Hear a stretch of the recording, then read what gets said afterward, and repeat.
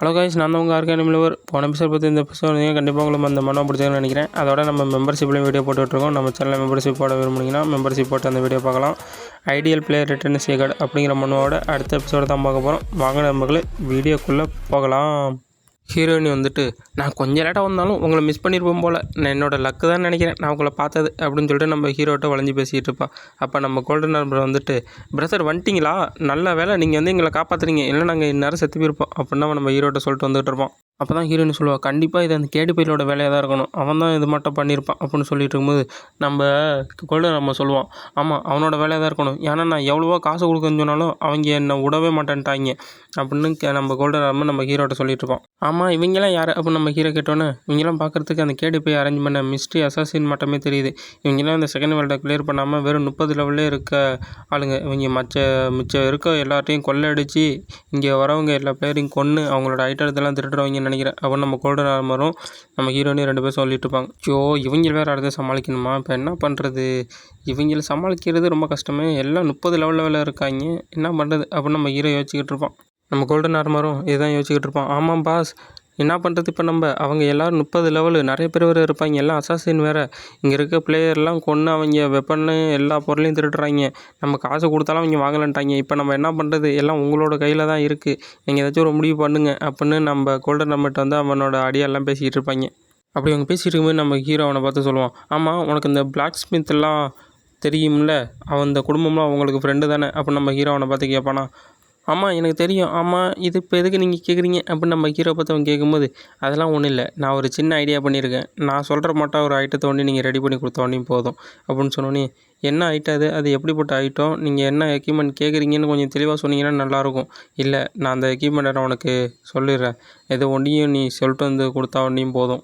அதில் முக்கியமாக நீங்கள் 20 லெவலு இருக்க மாதிரி ரெடி பண்ணுங்கள், டீமனோட ஹார்ட்டை அதில் எதுக்கு ப்ளேஸ் பண்ணுங்கள், அப்படி ரெடி பண்ண ஒன்றையும் போதும், ஏன்னா அதுவே போதும் அவங்கள போட்டு தள்ளுறதுக்கு. இந்த ஐடியாவை கரெக்டாக நீ செஞ்சு முடிச்சுனா போதும், நம்ம யாருக்கும் பயப்பட வேண்டியதில்லை அப்படின்னு ஹீரோ சொல்லிகிட்டு இருப்பான்.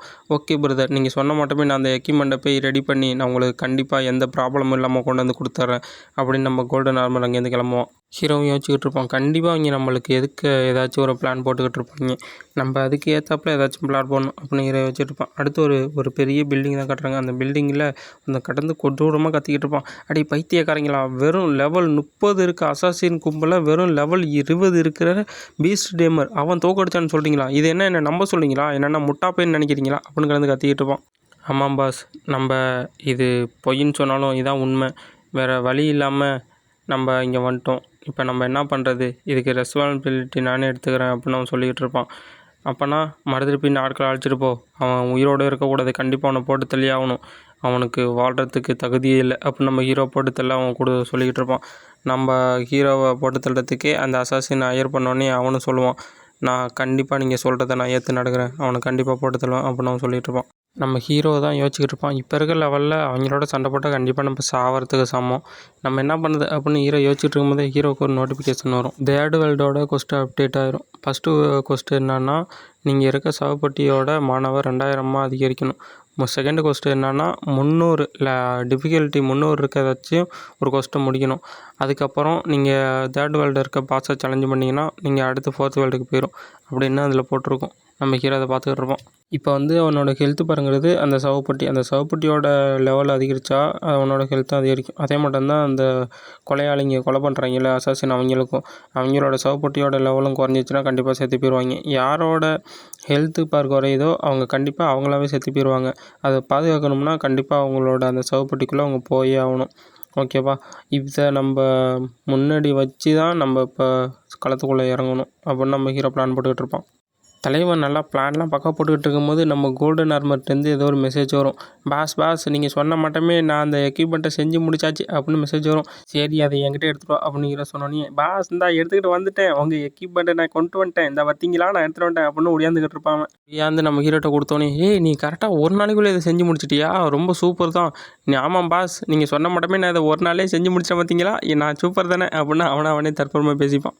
பக்காவாக இருக்குடா டேய், சரியான வெப்பன்ரா, ஒரே நல்லா ரெடி பண்ண சூப்பராக தான் இருக்குது. அதோட இதோட டிஃபினிட்டி பார்த்தா செகண்ட் ஸ்டாரில் இருக்குது. இதோட ஸ்ட்ரென்த்து லெவலும் 20 கரெக்டாக இருக்குது. அதோட டீமன் ஹார்ட்டை கரெக்டாக நீங்கள் அதில் பேஸ் பண்ணியிருக்கீங்க. இதுவே போதும், இதை வச்சு நான் கண்டிப்பாக அவங்கள போட்டு தள்ளிடுவேன் அப்படின்னு ஹீரோ சந்தோஷமாக இருப்போம். ஹீரோ அப்படி சந்தோஷமாக அவங்க எல்லாரையும் போட்டு தள்ளான்ட்டு இருக்கும்போது நம்ம கோல்டன் நம்ம சொல்லுவோம், வாங்க பாஸ் நம்ம இப்போ போய்த்து அவங்க அந்த மொத்த பேரையும் போட்டு தள்ளிட்டு வந்துடலாம் அப்படின்னு நம்ம ஹீரோ கூப்பிட்டுட்டு இருப்பானா. நம்ம ஹீரோ சொல்லுவோம், ஏய் என்னடா பேசிக்கிட்டு இருக்க, எனக்கு ஒரு வேறு பிளான் இருக்குது, நீ உடனே உன்னோட கல்லறைக்கு போ, அங்கே போய்த்து உன்னோட ஸ்ட்ரென்த்தை அதிகரி, இல்லைனா செகண்ட் ஃப்ளோருக்கு போ, அங்கே போய்ட்டு உன்னோட ஸ்ட்ரென்த்தை அதிகரிக்கலாம் அப்படின்னு சொல்லுவான். சரி வேகமாக எல்லாம் அவங்களோட கல்லறைக்கு போங்க, நம்மளுக்கு சாவு நெருங்கிட்டு இருக்கு, சீக்கிரம் போனீங்கன்னா நீங்கள் சாவ மாட்டீங்க அப்படின்னு நம்ம கோல்டன் நம்ம சொல்லிகிட்டு இருப்போம். அப்படி சொல்லிகிட்டு இருக்கும் போதே அந்த வில்லப்பையில் அவங்க வர ஆரம்பிச்சிடுறாங்க. பாஸ் அந்த அசாசின்லாம் வராங்க, இப்போ நம்ம என்ன பண்ணுறது அப்படின்னு சொன்னோன்னே, நீ உன்னோட கல்லறையில் போய் ஓய்வெடு அப்படின்னு நான் முன்னாடியே சொல்லிட்டேன்ல, நான் அவங்கள பார்த்துக்கிறேன் அப்படின்னு சொன்னோன்னே அவங்கெல்லாம் வந்துட்டு, தம்பி நீ இந்த இடத்த விட்டு வெளில வந்தோடனே உன்னோட சாவு நிச்சயம், நீ எவ்வளோ நாள் தான் இதுக்குள்ளேயே ஒழிஞ்சிக்கிட்டு இருக்க முடியும், கண்டிப்பாக நீ வெளில வந்து தானே அப்போ ஒன்றை நான் முடிச்சுக்கன்றா அப்படின்னு அங்கே இருக்க ஒரு சேப்பு மண்டையை சொல்லிகிட்டு இருப்பான். அப்படி சொல்லிட்டுமே நம்ம ஹீரோ அங்கேருந்து சொன்ன விட்டு வெளில போவானா. அப்போ நம்ம கோல்டன் ஆர்மர், பாஸ் எங்கே போகிறீங்க, நீங்கள் அங்கே போனீங்கன்னா ஆபத்து, சாவறதுக்கு சமம், என்ன பண்ணுறீங்க அப்படின்னு சொல்லிட்டு இருக்கும்போது, நீ போயிட்டு ரெஸ்ட் எடு, இல்லைனா நீ வேறு ஏதாச்சும் வேல்டுக்கு போ, நான் ஒரு முக்கியமான வேலை விஷயமா போகிறேன் அப்படின்னு சொல்லிட்டு ஹீரோ ஒரு டஞ்சன் மண்டை இருக்கும் அதுக்குள்ளே போவோம். நம்ம ஹீரோ பார்த்துட்டு, பாஸ் நீங்கள் எதோ பண்ணுறீங்க அமேசிங்காக, சரி நீங்கள் ஏதாச்சும் பண்ணுங்க அப்படின்னு சொல்லிட்டு நம்ம கோல்டன் ஆர்மர்லாம் இங்கேருந்து கிளம்பிடுவோம். ஹீரோ அந்த டஞ்சனுக்குள்ளே வந்தோடனே ஒரு கொடூரமான கண் ஹீரோ வந்து நோட்டீஸ் பண்ண மட்டும் கட்டுறாங்க. நம்ம ஹீரோவும் அப்படியே பொறுமையாக நடந்து போயிட்டுருப்போம். அப்படி ஹீரோ நடந்து போயிட்டு இருக்கும்போதே, எங்கடா இந்த கொஸ்ட்டு கொடுக்கணும் ஆளை காணும் அப்படின்னு பார்த்தா அங்கே தான் இருப்பான் ஒருத்தன் தொத்திட்டு உட்காந்துருப்பான். அவனை போயிட்டு நம்ம ஹீரோ, என்னப்பா பண்ணுறீங்க அப்படின்னு கேட்டோன்னே, எப்பா யார் நீ பார்த்தா மனுஷனா, சரி சரி சரி நான் பயந்துட்டேன், சரி நீ எதுக்கு இங்கே வந்துட்டேன்னு கேட்பானா.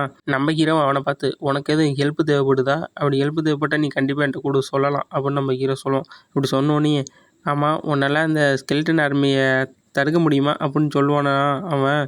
அதை பார்த்தா கொடூரமாக பார்த்துக்கிட்டு இருக்கோம். கண்டிப்பாக என்னால் முடியும், நான் இதை செஞ்சு முடிக்கிறேன் அப்படின்னு சொன்னோன்னே, சரிப்பா நான் உன்னை நம்பி இதை கொடுக்குறேன், செஞ்சு முடிச்சிரு அப்படின்னு தம்ஸ்அப்லாம் காட்டுவான் நம்ம ஹீரோக்கு அந்த என்பிசி. அடுத்து இந்த கொஸ்ட்டோட டைமிங்கு, அதுக்கப்புறம் ரிவார்டு எல்லாத்தையும் காட்டுவாங்க. டிஃபிகல்ட்டி லெவல் 440 இருக்கும்.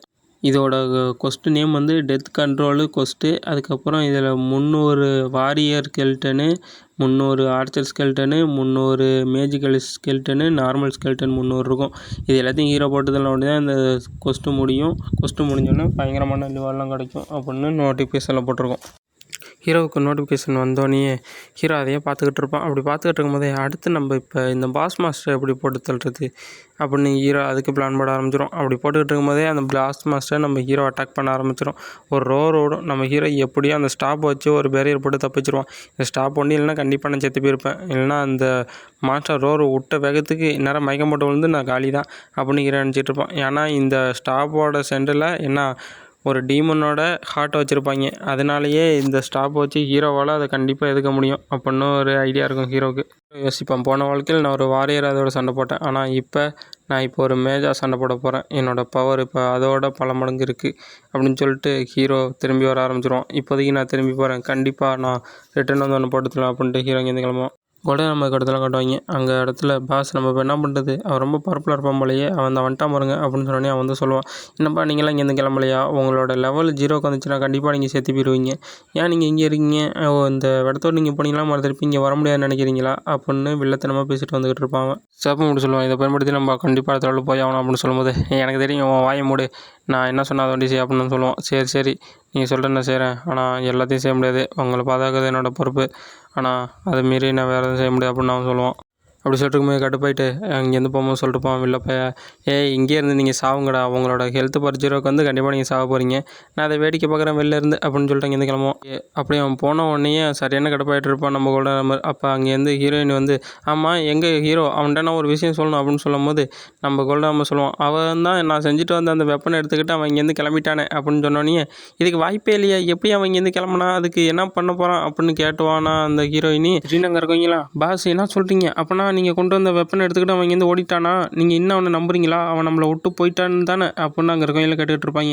அவன் அதெல்லாம் கிடையாது, நம்ம பாஸுக்கு நம்மளை கண்டிப்பாக விட்டுருப்ப மாட்டார் அப்படின்னு அவன் அடித்து சொல்லுவான் நம்ம ஹீரோ பற்றி. அப்படி சொல்லிட்டு இருக்கும்போதே ஹீரோ அவனுக்கு ஒரு மெசேஜ் பண்ண, எனக்கு ஒரு ஹெல்ப் பண்ண அப்படின்னு. பார்த்தீங்களா இந்த பாஸ் எனக்கு மெசேஜ் பண்ணிட்டாரு ஹெல்ப் பண்ண சொல்லி அப்படின்னு சொன்னோன்னே அங்கிட்ட ஹீரோயினி கடுப்பாவா எனக்கு பண்ணலன்னு. உடனே அவன் 3 ஸ்டேட்டு ஆளுகளை கொண்டு வந்திருக்கான், வெளில இருந்து இன்னும் ஆட்கள் நிறைய பேர் கொண்டு வந்துக்கிட்டு இருக்கான், நம்ம என்ன பண்ணுறது அப்படின்னு நம்ம ஹீரோட்ட சொல்லுவான்னா, சரி நான் இப்போ வேறு ஒரு ஐடியா பண்ணியிருக்கேன் அதுக்கு அப்படின்னு ஹீரோ சொன்னோன்னே, ஆமாம் பாஸ் நீங்கள் இப்போ எங்கே இருக்கீங்க எந்த இடம்னு சொன்னீங்கன்னா நான் உங்களுக்கு ஹெல்ப் பண்ண வந்தாலும் வரலாம் அப்படின்னு சொன்னோன்னே, நாயகவாடம் தானே கிரேசி அப்டேத் அப்படிங்கிற ஒரு சிட்டியில் தான் இருக்கேன் வாங்கப்பா வந்து வேணால் ஹெல்ப் பண்ணுங்க அப்படின்னு ஹீரோ சொல்லுவான். ஹீரோயினியும் எப்பா இந்த இடத்துல நம்ம அவரை கண்டுபிடிச்சிடலாம் அப்படின்ட்டு அந்த இடத்துக்கு வந்துடும். வந்து பார்த்தா அங்கே இருக்க மான்ஸ்டரோட லெவல்லாம் 20, 25, 28 அப்படின்னு இருக்கும்.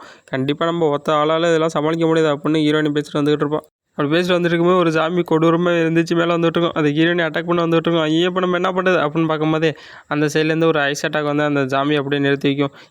யார் பண்ண அட்டாக் இது அப்படின்னு ஹீரோயின் பார்த்துட்டு இருக்கும்போது நம்ம ஹீரோ வந்து ஹீரோயினை அழகாக பிடிச்சி அங்கிட்டு இழுத்து வச்சுக்கிட்டு நம்ம ஹீரோ அப்படியே ஒரு ஃபயர் ஸ்பெல்லில் போடுவோம். ஹீரோயின் அப்படியே வெக்கத்தில் ஜொலிச்சிட்டு இருக்கும் போதே கொடூரமான ஒரு ஃபயர் ஸ்பெல்லில் போட்டு அந்த மான்ஸ்டரை அதே இடத்துல ஹீரோ போட்டு தள்ளிடுவான். என்னை காப்பாற்றுறதுக்கு நன்றி அப்படின்னு ஹீரோயின் சொல்லுவாள்.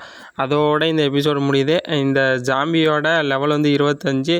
இதோட பவரு அட்டாக்கு எல்லாமே 565, 390. அதுக்கப்புறம் மேஜிக்கல் ஆஃபென்ஸ் வந்து 380.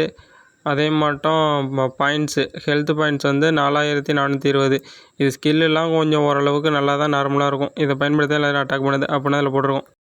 ஓகே மக்களே, இதோட இந்த எபிசோடு முடியுது. இந்த எபிசோடு பிடிச்சிருந்துச்சுன்னா ஒரு லைக் பண்ணுங்கள், ஷேர் பண்ணுங்கள், சப்ஸ்கிரைப் பண்ணுங்கள். அதோட நம்ம மெம்பர்ஷிப்பில் வீடியோ போட்டுட்ருக்கோம். அப்படி உங்களுக்கு பிடிச்சிருந்துச்சின்னா மெம்பர்ஷிப்பில் போட்டு நம்ம மெம்பர்ஷிப்பில் போடுற வீடியோக்கு சப்போர்ட் பண்ணுங்கள்.